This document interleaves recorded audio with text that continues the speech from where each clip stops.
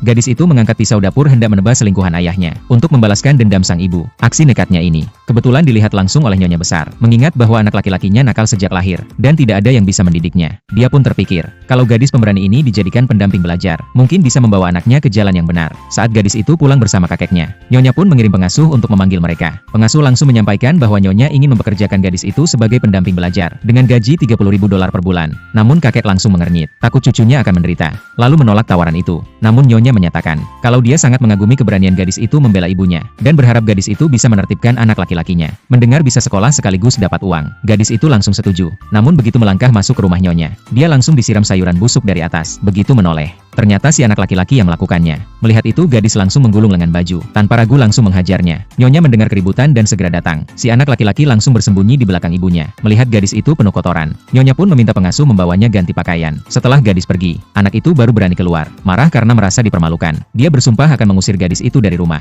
Saat pengasuh hendak mengantarkan semangkuk sup ke kamar gadis, anak itu langsung merebut dan kencing di dalamnya, lalu menyuruh pengasuh tetap mengantarkannya. Pengasuh yang melihat kejadian itu terkejut. Akhirnya anak itu sendiri yang mengantar. Begitu sampai di kamar, anak itu pura-pura minta maaf agar gadis mau minum sup. Namun gadis hanya mencium aromanya, lalu dingin bertanya apakah dia kencing di dalamnya. Anak itu menyangkal mati-matian. Melihat dia tetap keras kepala, gadis itu menyuruh dia minum dulu. Anak itu langsung ketakutan dan mencoba kabur, tapi belum sempat keluar, sudah ditarik kembali oleh gadis. Gadis itu langsung menyuapkan sup tersebut ke mulutnya. Anak itu marah dan memanggil 2 satpam untuk mengusir gadis itu. Namun gadis justru mengeluarkan cabai bubuk dari bawah meja, dan langsung menyemprotkannya ke wajah mereka. Dalam sekejap, kedua satpam jatuh berguling kesakitan. Sejak hari itu, anak itu tidak pernah berani macam-macam lagi di hadapan gadis. Setiap hari selalu dihajar. Luka lebam di tubuhnya tak pernah hilang. Nyonya yang melihat kondisi anaknya sebenarnya sedih, tapi tetap membiarkan. Karena dia tahu kalau anak itu tidak segera dibenahi akan terjadi sesuatu yang buruk. Benar saja setelah 3 bulan, anak itu benar-benar tunduk pada gadis. Saat di kelas tak berani main-main. Saat melihat nyonya langsung memberi salam. Nyonya pun sangat senang. Langsung menaikkan gaji gadis jadi $60.000. Bahkan mencarikan pekerjaan untuk kakeknya. Namun mereka tidak tahu kalau anak itu belum menyerah untuk balas dendam. Suatu hari, dia diam-diam masuk ke hutan babi liar, lalu menyuruh satpam memberitahu gadis. Begitu mendengar anak itu dalam bahaya, gadis langsung membawa pisau dapur dan masuk ke hutan sendirian, mencari keberadaannya. Tapi gadis tidak tahu bahwa anak itu sebenarnya bersembunyi di balik semak, berniat membuat babi liar menyerangnya. Saat dia sedang merasa puas, tiba-tiba setetes air liur menetes ke wajahnya.